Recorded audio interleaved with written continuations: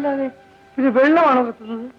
ആ തീ പടർന്ന് പടർന്ന് ചുമരിലേക്ക് പിടിച്ചാലോ? മഠൈ, ചുവരിന് തീ പിടിക്കൂ?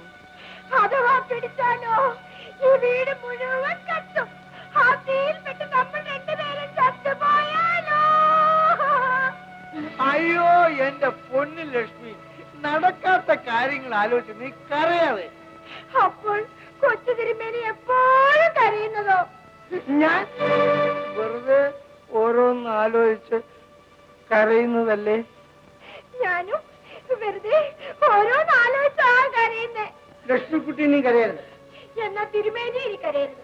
നടക്കാത്ത കാര്യത്തിലല്ല, ഇനി നടക്കുന്ന കാര്യത്തിന് പോലും ഞാൻ കരയില്ല. സത്യമാണോ തിരുമേനി? സത്യം. അങ്ങനെയല്ല, പൊട്ടിച്ചിരി.